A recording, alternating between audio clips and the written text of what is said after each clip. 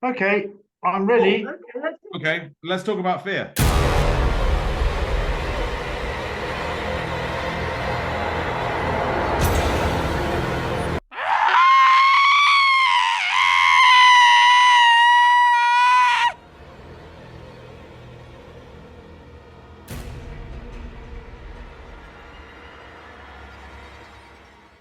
Some of them are.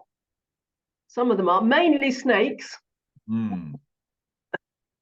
So that hasn't Haven't changed. got, haven't got over that one. Yes, horses. Ah, okay, right. Come on then. Tell me about horses.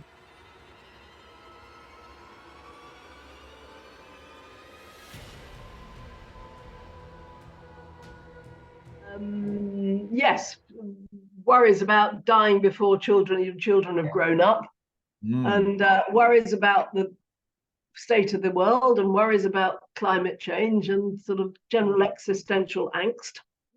As an adult, some of the worst fears I've had to cope with is doing PowerPoint presentations. Okay. When I did my second degree at Birmingham University, Yeah. because all the others were much younger than me, and they were all totally computer literate. So, Rod, you're a big rugby fan. Yes. I'm really worried. I'm fear for poor old England against now South Africa. They're going to get beaten up. I'm really worried about them.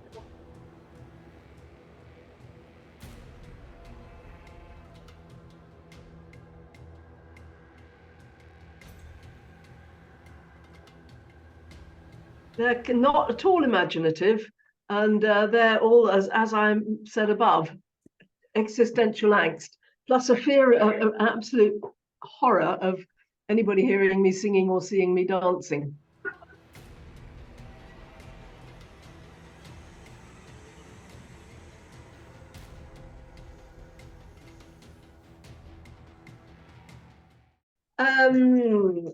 What have I done? Am I putting you on the spot? Became chair of governors. Okay. So hang on. Can you just talk a little bit more about that? You were chair of governors for the school when we were all at school. Yes. And you were afraid of that? I was afraid of taking on the chairship. I was, yes. John had to talk me into it. In Mum's video, she said that you talked her down from her fear of being chair of the governors in the school. Can you remember that? Yeah. Can you remember anything about very well. What you Not said? just that, pretty much everything in life. It's the Ferguson-Davison difference.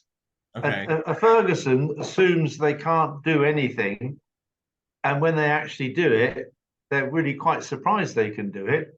Right. A Davison assumes, my assumption is I can do anything, and I'm quite surprised when I find I actually can't. It's two total opposites. Is it something that can be taught to be like that, to have that kind of fearless? No, you definitely, think definitely nature, not nurture. Right.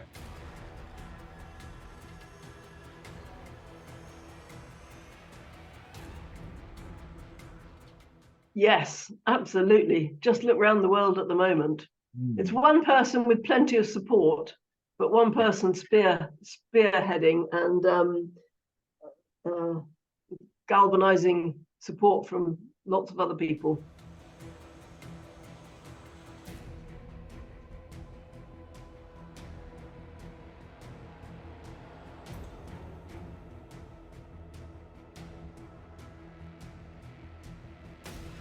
How do you think is the best way to help a child who's feeling those anxieties? Good Lord. Well, I mean, I haven't thought about that. I just reassure them and not take the Michael. Well, the classic one is Sarah being absolutely terrified of spiders. Right. Really terrified. I don't think I knew that. You don't think you knew that? I know animals. She must have hidden it well.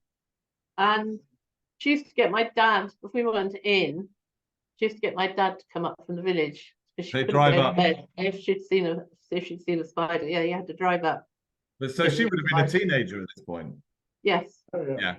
He would drive up and clear She's the house. still terrified of spiders, and she does her utmost not to pass that on to her children, but it hasn't really worked. That's so interesting. You know, Anna's I doing think I exactly the just same got thing. in there. That's interesting because Anna is exactly the same. Yeah. And we always say Anna and Sarah are so similar. Yes. Yeah. Anna is Yeah. exactly the Yeah. same. But so that's really interesting. So Sarah has this fear, and she's tried not to pass it on to the kids. But do you think the kids know that she's afraid of spiders? Yes. Because Anna somehow has managed not to. The girls still have no idea. She's got this huge Really? phobia. No, well, you see, Harriet's that much older. Yeah. And Spot it. no, And has it passed on to the kids? kids. Yeah. And Yes. so the kids are afraid of spiders. Yeah. Well, Harriet in Interesting. particular. Yes.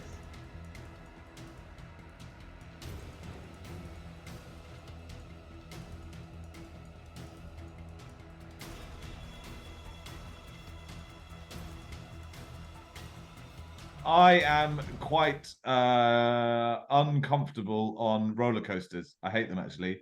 And I'm quite afraid of going on them next week because Freddie is nagging me a lot. So something that I really don't want to do, and I have no desire to do intrinsically myself, but I kind of feel like I need to do because the kids want me to. And also I've suggested in this video for Unsar, the student who I'm making this video for, that we're talking about facing fears. So I've said that I'm going to try and do one of the roller coasters in Disneyland next week, even though I feel quite...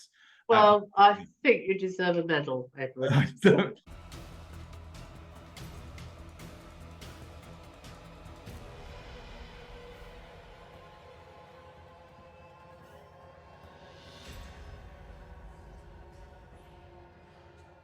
I don't think Unsar knows very much about rugby, and rugby is not very well known in Korea.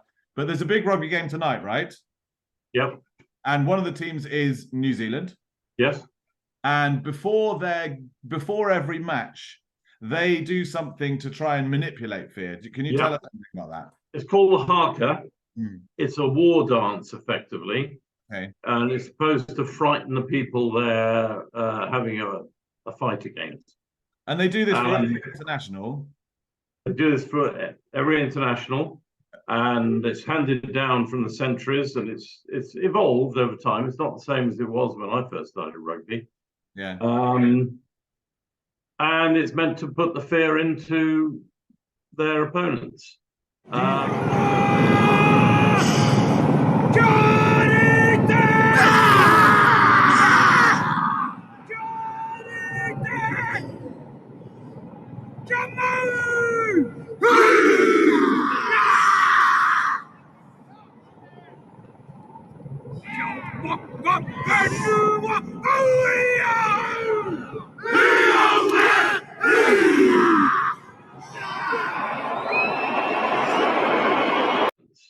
And frankly, it did, but it was more an aura of they were unbeatable. You know, how do you beat the All Blacks? They always win. So they were so good for so long. It's only in the last few years that that aura has been broken when people like Ireland have beaten them regularly.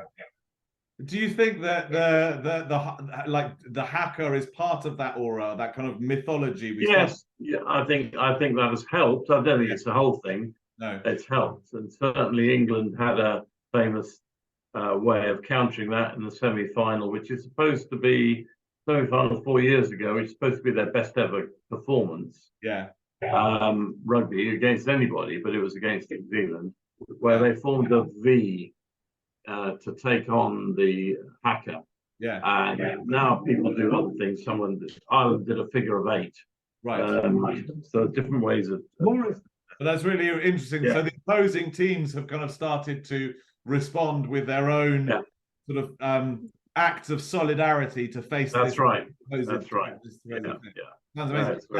You've seen it live before? You've been at internationals where they've done. Yeah, I was in New Zealand, and that was one of the big things I remember. There was I went to actually a Maori settlement where they put on a performance for tourists, and part of that was the hacker. So I saw it very, very close.